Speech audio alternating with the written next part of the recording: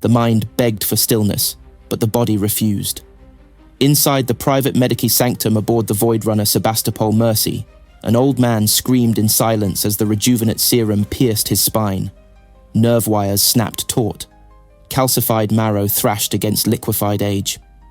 For a full hour, the subject convulsed under restraints engraved with the hex of St. Lachryman, teeth exploding from his jaw as fresh bone pushed forward beneath still-living enamel.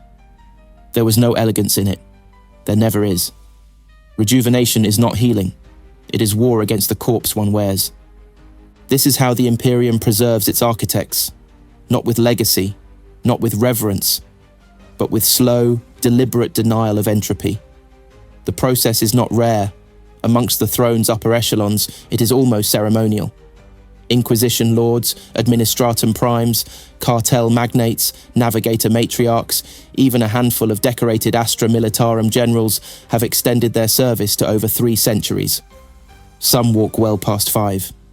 The technology exists. The faith permits it. The soul is not consulted. Each cycle of rejuvenate treatment tears deeper. The early stages restore clarity and resilience. Hair returns, wounds close without scarring. Strength reclaims the limbs. But the middle stages breed hallucinations. Memory fractures under hormonal confusion. Libido spikes, then vanishes. Synaptic drift increases paranoia. In the late stages, the patient's own immune system often misidentifies internal organs as foreign, attacking with genocidal precision. Some survive these contradictions. Others require complete organ replacement after every century. The ecclesiarchy does not condemn the practice, but they do not bless it either. The faithful are told to accept their years as trials of sanctity, not things to be sculpted into false youth. Yet, exemptions abound. The Synod of Ophelia VII maintains over 24 life-extended cardinals. No sermons are given on their behalf. Their longevity is hidden under layers of spiritual metaphor. Endurance of the spirit made manifest in the flesh. Lies spoken in cathedral tones. Beyond the formal temples, rumours accumulate like spores. On the world of Maravin 13, it is said a planetary governor lived so long under rejuvenate cycles that he forgot his original name and began worshipping the surgeon who preserved him. In the outer reaches of the halo stars, inquisitorial operatives uncovered an orbital retreat housing twins who had used gene-duplicated tissues to leapfrog their own aging, passing their consciousness back and forth across regenerating minds like a torch. The common citizen of the Imperium dies before 70, often earlier. The average lifespan across hive worlds is closer to 35. Industrial servitors last less. But those whose status permits the administration of Rejuvenate can resist that tide, if they are willing to pay in pain, in clarity, in sanity. And they always are. The alternative is to be forgotten. Life in the Imperium is not extended out of love. It is stretched by the command to serve longer, remember deeper, bleed slower. Time becomes a weapon. And in the hands of the High Lords, it is drawn endlessly, a blade dulled from use but never sheathed. Before the Imperium, before even the Emperor walked unmasked among men, there were those who conquered death not with prayer or defiance, but with mastery. They were not saints. They were not monsters. They were the architects of a forgotten peak, the dark age of technology. It was an era of unspeakable knowledge, its remnants now sealed under sigil locks and extermination orders. Yet the residue of its sins lingers in vaults too deep for daylight. There, in shadow-wrapped archives, lie the origins of human immortality. They called it continuity, the perfect preservation of cognition through synaptic duplication, neural templating, and psychic scaffolding. The bodies were irrelevant. Flesh was just an interface. These ancient transhumans, sometimes referred to in Mechanicus myth data as the precursor elite, lived across multiple hosts, across centuries of data fidelity. When a host perished, the identity was rethreaded into a new vessel. Not cloned, not reborn, transferred. The mind was hardware, the soul, irrelevant. During this forgotten epoch, entire administrations were run by individuals who had never tasted death. Colonial governors ruled for over 1,000 years. Stellar engineers created civilizations they personally oversaw from inception to decline. There were even rumors of planetary intelligences, single minds spread across miles of synthetic brain matter, wrapped in kilometer-thick tombs of crystal logic. These were not myths. They were our ancestors, and their fall was absolute. When the Age of Strife shattered the galaxy, the long-lived were the first to vanish. They did not die in violence. They collapsed into madness.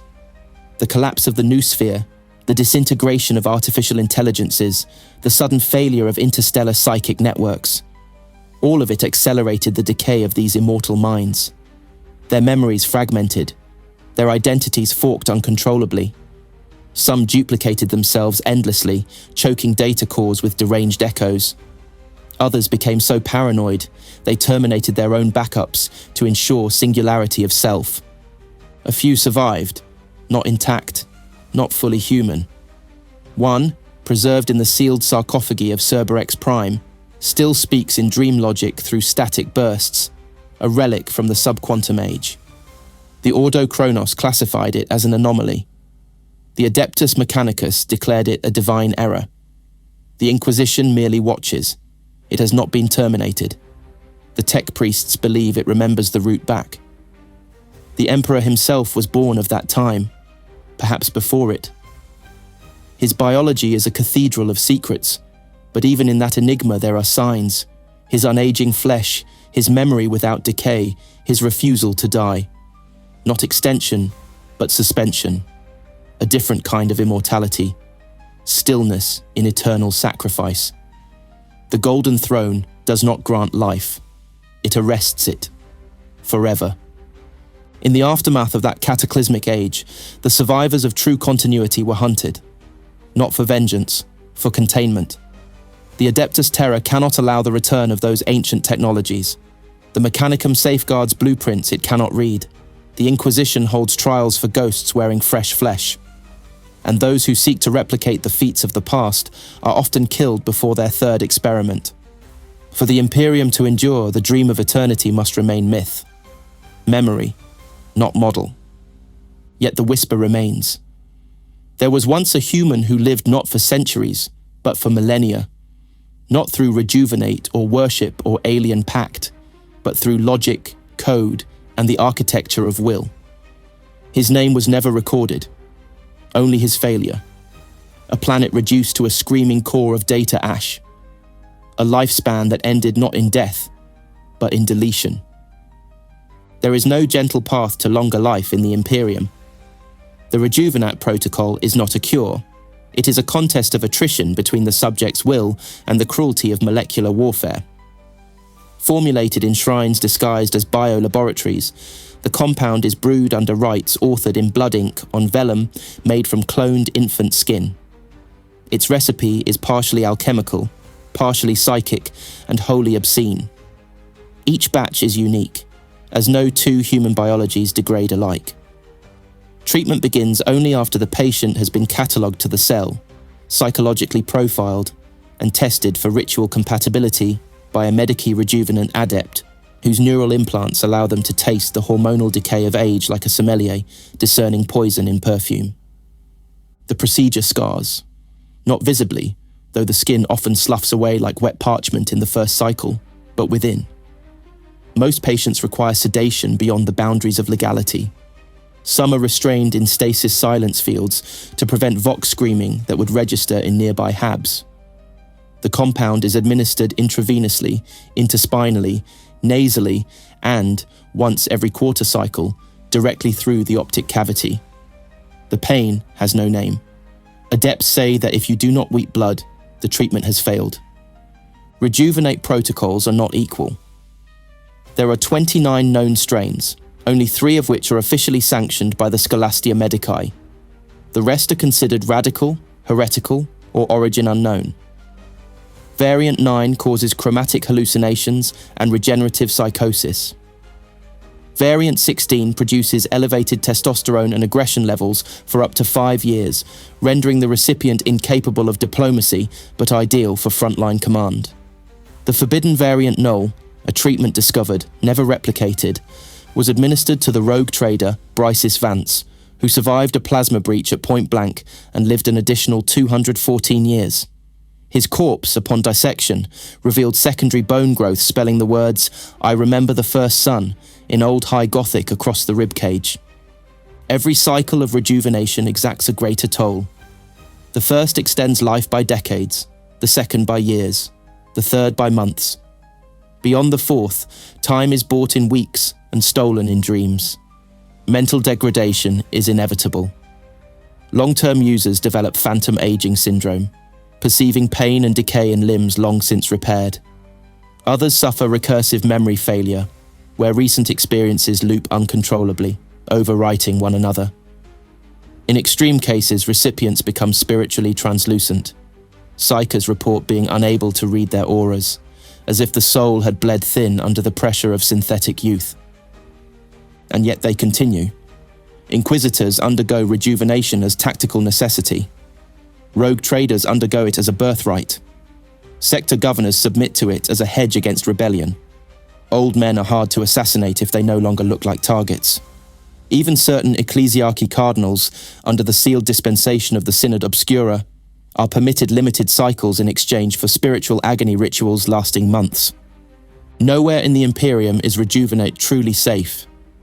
It is a death postponed, not removed. A delay so agonizing it becomes a religion.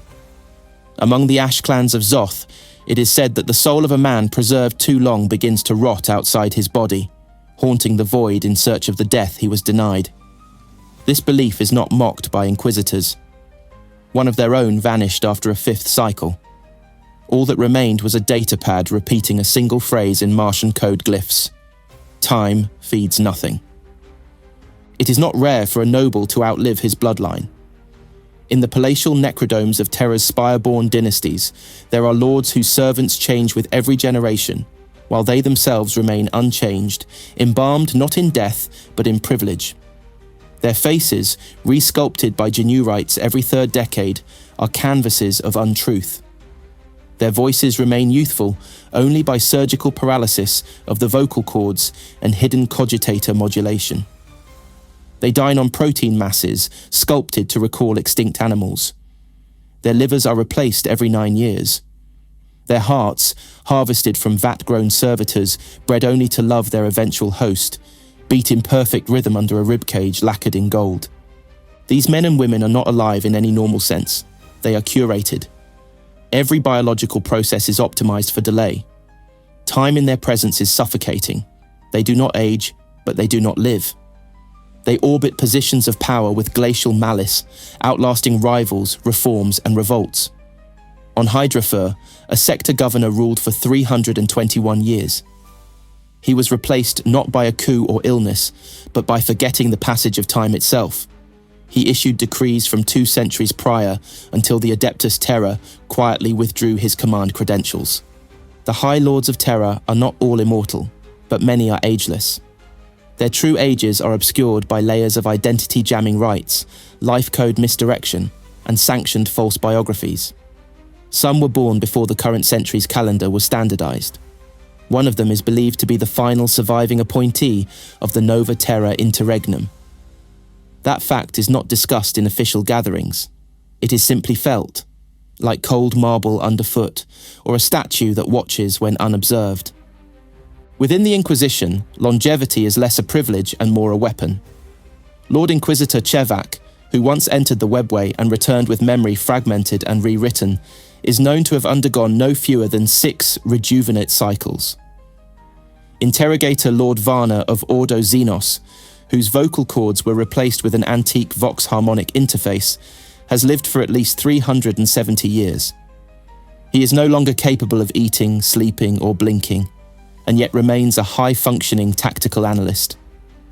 These are not exceptions, they are blueprints. The longer an Inquisitor lives, the more dangerous they become. Not because they remember more, but because they forget differently. This stasis of power is not without consequence. Dynastic rule breeds rot. Rejuvenated minds grow calcified, unable to innovate, paranoid of disruption. Empires ruled by the deathless cease evolving. They become mausoleums with living statues in charge. On the shrine world of Asta Minoris, an ecclesiarch archdeacon ruled for 4 lifetimes. When he was finally assassinated by a rival sect, his blood was discovered to be laced with psychoreactive formaldehyde. His final will, etched on bone tablets, requested that his sermons be continued via Vox loop indefinitely. They still play, every morning. The flesh that does not age is not a blessing. It is a resource, jealously guarded, administered only to those whose presence is deemed too valuable to lose and too dangerous to replace. The Imperium does not trust the new. It cultivates the ancient, not for wisdom, but for reliability. To the Administratum, an undying functionary is a perfect machine. To the Ministorum, an eternal voice is indistinguishable from divine mandate. To the people, it is simply another monster wearing a crown. And still, beneath it all, the body rots. Slower, yes. Delayed, always. But the rot remains. And they feel it in their bones every hour of every century they survive. The Halo device does not extend life, it abolishes the need for one. Catalogued under Ordo Xenos threat classification Blasphemer class Gamma, the Halo device is not a single relic, but a taxonomy of artifacts, each forged from materials no human origin can replicate, each bearing inscriptions untranslatable, even by the lex mechanics of the Scholastica Linguistica. They are discovered sealed in void cairns, recovered from the ruptured spines of long-dead alien god things, or, most disturbingly, found already implanted within the skulls of living agents who remember nothing of their insertion. It begins with a dream. The recipient of a Halo device, often unknowingly, will suffer visions of impossible color, voices without vocabulary, and architecture that folds and unfolds inside the mind. Soon after, changes follow. Wounds heal in reverse, teeth regrow as if they never fell, blood clots before it spills.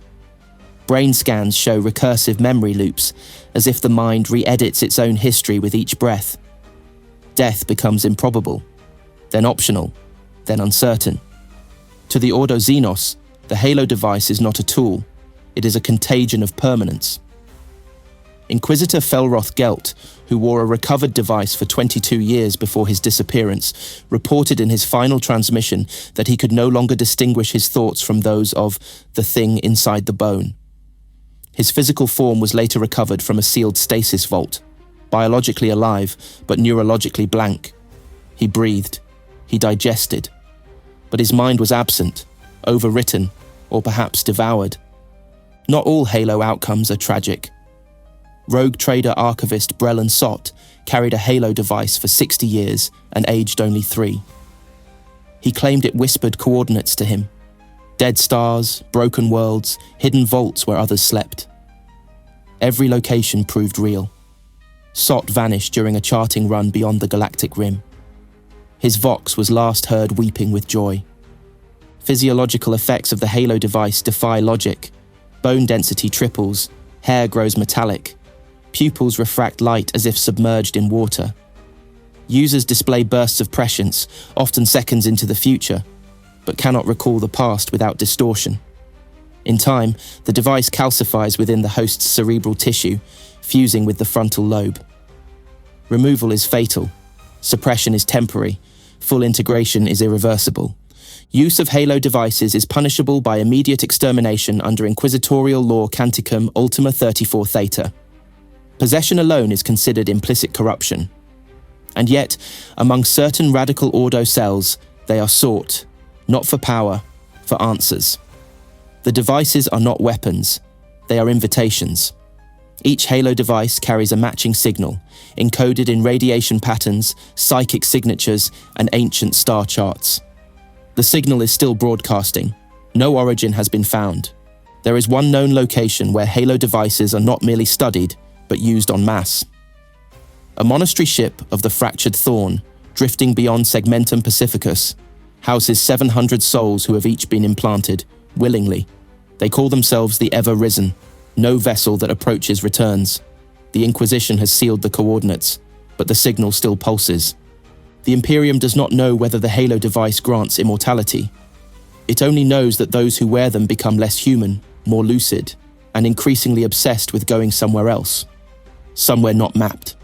Somewhere not real. And none of them ever die the same way twice. There are no prayers in the Vault of Quiet Faces. only silence, thick with calculation.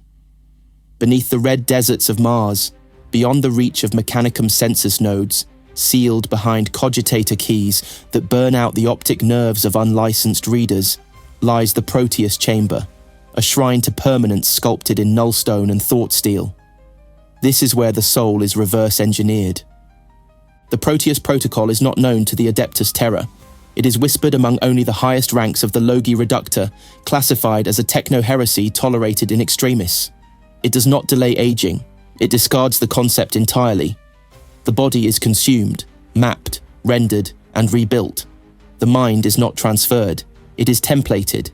Each synapse is recorded in quantum feedback arrays, replicated in synthetic wetware, and overwritten into a second vessel grown in nutrient cradle, gestated from the original's genetic matrix. What emerges is not a clone. It is not even a copy. It is you, resumed. Not reborn. Continued.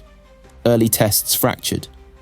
The first subjects of the protocol, tech adepts volunteered or condemned, suffered memory bleed, recursive trauma loops, and chronotemporal misalignment.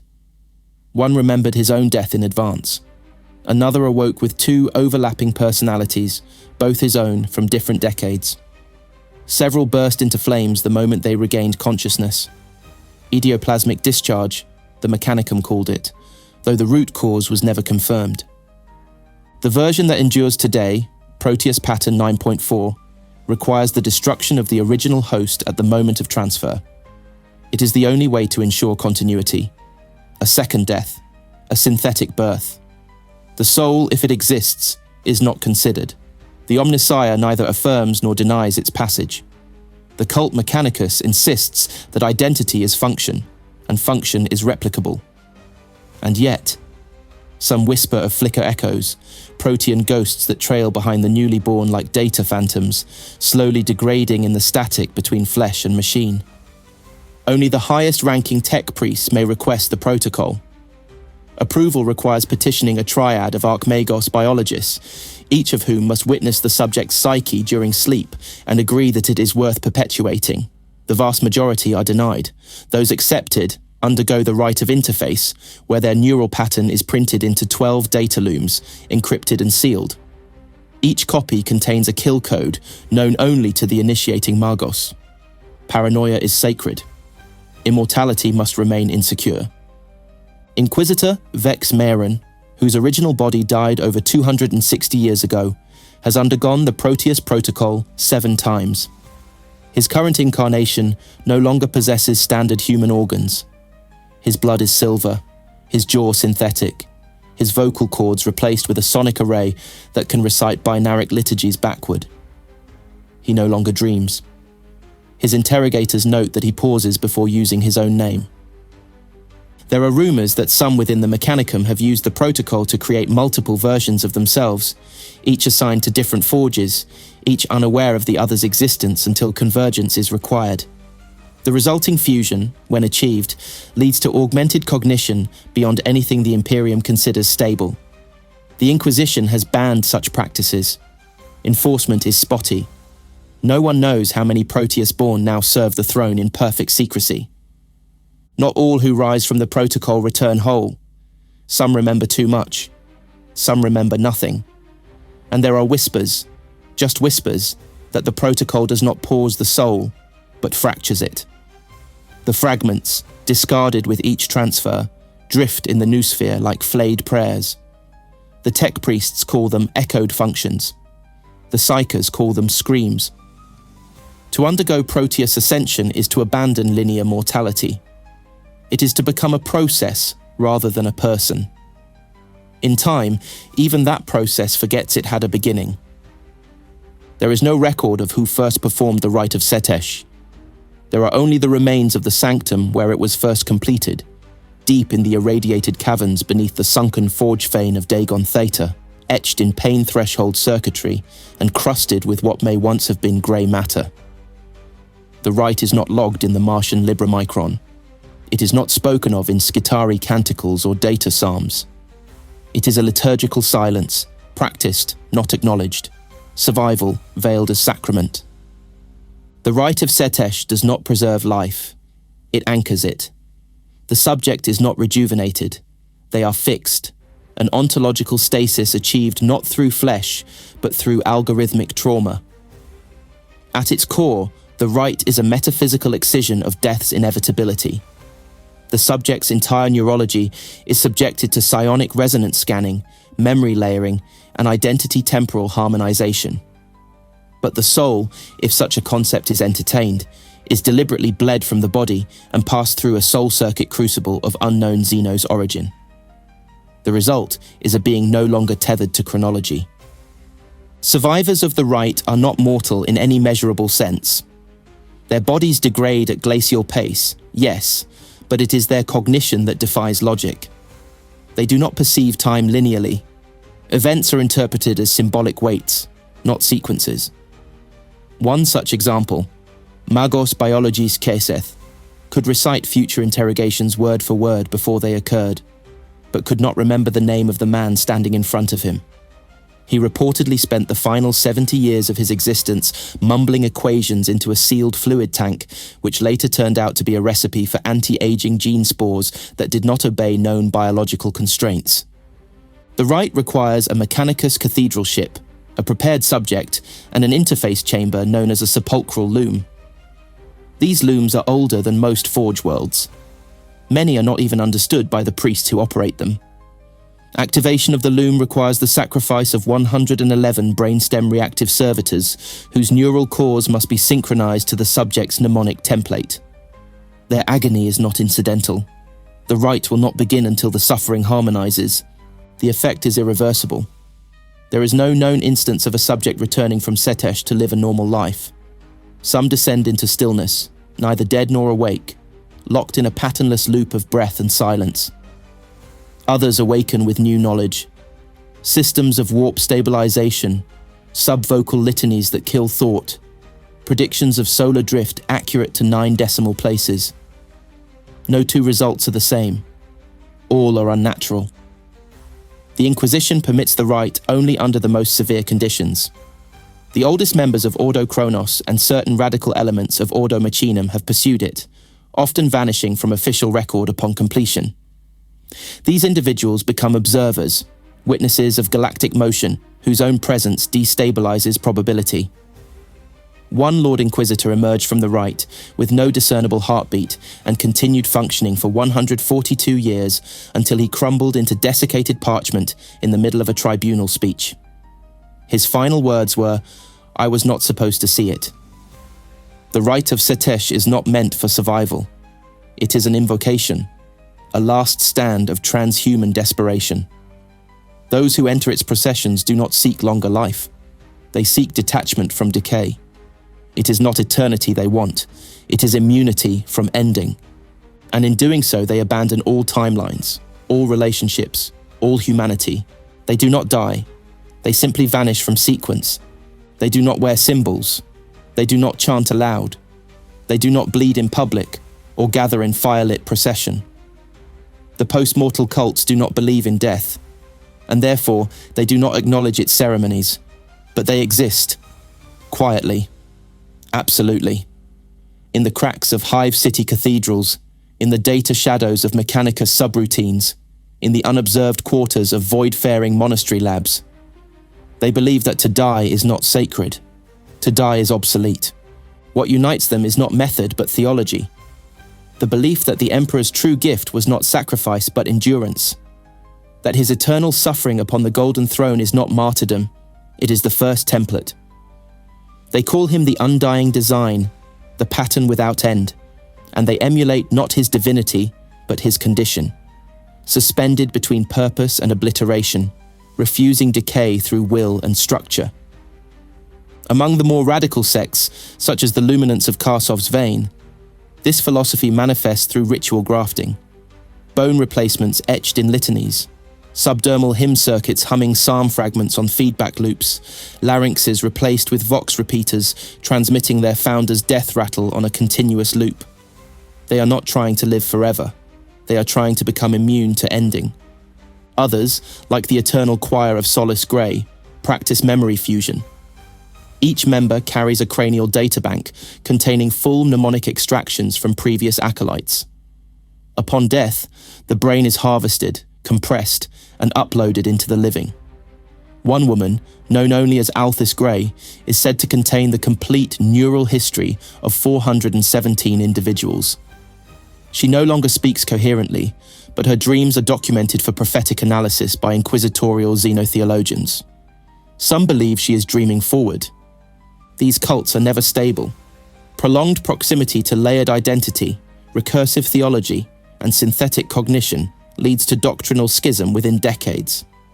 The heresiarch of Spiral Black was burned alive after claiming he had erased his death through faith alone. The Temple of the Repentant Vow imploded into civil war over whether immortality must be earned through ascetic nullification or ecstatic recursion. Inquisitorial raids often find their leaders already desiccated, mummified in ritual loops, breathing stale air that never changes. The ecclesiarchy publicly denies their existence. But behind sealed doors, documents circulate, fragmented cult histories, intercepted sermons, psychometric scans of their relics. The Ministorum is terrified, not because the cults deny death, but because they do so with success. There are no corpses, only absences. There are no last words, only logs that repeat like machine prayer. One cult, uncovered in the asteroid tombs of Foros Ra, left behind a single recording. We ascend through the repetition of selves. Our God died once, we will not. Even the Mechanicum watches these cults with unease. They see in them the ghost of the men of iron, not in hardware, but in ideology. A life extended through recursive will, not through cogitation. The heretic Magos Ardent Nizari once confessed, before neural shutdown, that a post-mortal cult had infected one of her forge hives not through infiltration, but through dream. The workers began to stop dying. When they were disassembled, their bodies hummed with unlicensed signals. The forge was purged. The machine spirit has not recovered. There is no end to them. New cults arise faster than old ones are silenced. Their creed is not a dogma, but an outcome. They do not fight. They do not rebel. They simply persist. And in the Imperium, where persistence itself is heresy, that is enough to warrant annihilation. But the cultists do not fear death. They no longer recognize it. There is no stasis of the self. Only the illusion of stillness, projected by minds too terrified to watch themselves rot. Even among the highest echelons of the Imperium, those whose flesh is preserved through genograft, whose minds are housed in cogitator mirrors, whose hearts are reset with every sunrise, decay is never halted. It is only redirected, deferred, made more subtle, and far more dangerous. The flesh breaks first, always. The Rejuvenat elite, the Proteus born, the recipients of black market null-aging treatments, all begin to suffer friction, tendon slippage, immunoglitches. Organs regrown too often begin to sprout incompatible tissue, dermal teeth, hair within the lung, bone branching like coral. Adaptive immune systems turn cannibal, eroding what little remains of their original cellular template. But the mind, preserved, copied, rewritten, remains intact, aware, trapped. The phenomenon is classified under multiple names: cognitive isolation syndrome, neural cascade drift, pattern dissonance event. In plain terms, the longer a mind survives within decaying flesh, the more it fractures. Memory becomes architecture. The self becomes a myth it must continually reenact. The afflicted often develop narrative repetition, retelling their own lives endlessly, reconstructing personal myths to stabilize a dissolving sense of chronology. One such case, documented in the sealed vaults beneath St. Laurent's hospice, involved an administratum prelate who believed every waking hour was the day of his greatest promotion. He would celebrate it for 6 hours, then weep uncontrollably, then begin again. No inquisitorial or mechanicum records report successful suppression of post-immortality psychosis after 5 full rejuvenate cycles. Even those kept in optimal stasis, surrounded by silence and administered with pharmacogals blessed by the synod biologists, exhibit synaptic ghosting. Some begin to perceive alternate selves, lives never lived, choices never made, bleeding into cognition. The Ordo Psychana confirms no warp resonance in these cases. They are internal. That is what terrifies them most. The most dangerous consequence is detachment from consequence.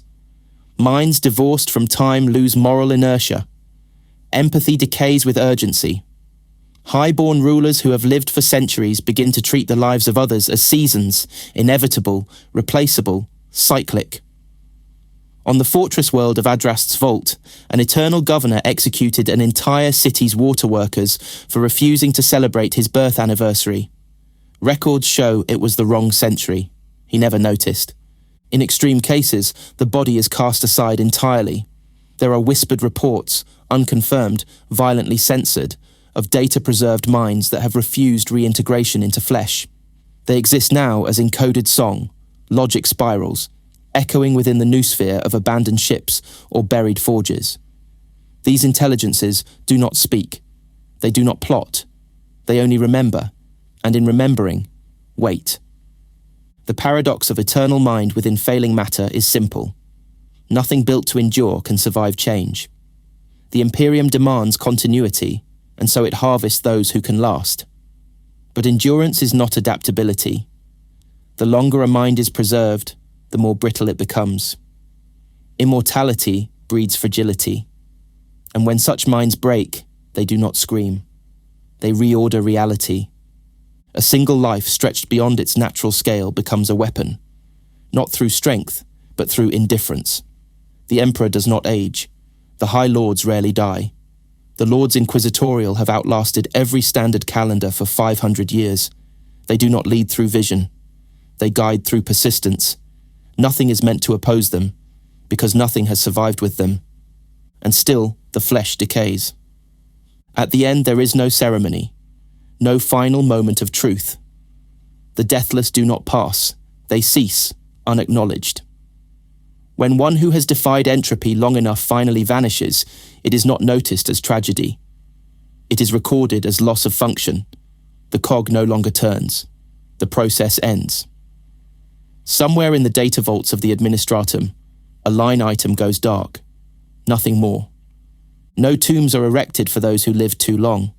They are not mourned. They are archived. Their last words, if any, are fragmented into vox motes, dissected for predictive modelling, and erased once deemed redundant. Their bodies, if they remain, are either incinerated without witness or recycled into shrine components. It is not hatred that erases them. It is fear. To bury such a thing is to admit that it once existed. To admit it once existed is to invite the question, why did it need to? The silence that follows a post-mortal absence is never clean. Servants begin to forget commands once etched into habit. Systems overseen for centuries spiral into chaos within months. On Sinostria Prime, when Submagos Lo Orentan expired after 211 years of subterranean longevity, 6,000 maintenance rights vanished with him. The planet's geothermal regulators collapsed within 3 weeks. The survivors spoke of hearing his voice in the heat, uttering corrections that no one remembered being taught. Worse still are those whose departure is never confirmed. Rejuvenate elites, Proteus agents, Setesh survivors, some simply vanish. No decay, no failure, no remains. They dissolve from sequence, absent from surveillance, beyond prayer. The Imperium pretends they never lived. But still, their names echo in code stutters and off-world rumours. One is said to have walked into a stasis vault and never emerged, not because they died, but because time itself refused to progress while they remained inside. The vault is still sealed. The guards are rotated every year. No one is allowed to listen too closely. There are inquisitorial archives labelled only as endurance null, case files without authors, investigating disappearances of individuals too preserved to perish. Each file ends the same way. Closed for now. But something remains. The Ordo Chronos refuses to comment. The Ordo Machinum denies involvement. The Ordo Malleus does not respond at all. In the vastness of imperial thought, to live too long is not triumph. It is obscenity. The ecclesiarchy teaches that life is sacred because it ends. that suffering has purpose because it concludes. Immortality renders all things meaningless: sin, penance, reward. Without an end, there is no judgment. Without judgment, there is no God. Thus, the deathless unmake faith by their very presence. The Church of the Red Quiet, now extinct, once burned a rejuvenated saint alive, not for heresy, but for existing too long after her miracle. And so the Imperium buries them in silence. It forgets them on purpose. The lords who have not spoken aloud in decades. The generals whose orders are delivered by empty thrones. The priests who never blink. They do not die, but they are not allowed to live either. What remains is a system sustained by the unwilling undead, not in flesh, but in duty. Their breath is not proof of life. It is a symptom of unresolved departure. The galaxy does not orbit heroes. It orbits the unfinished, the undecaying, the unforsaken. They are not immortal. They are unended. And the silence they leave behind cannot be broken, because no one dares ask who or what is still listening.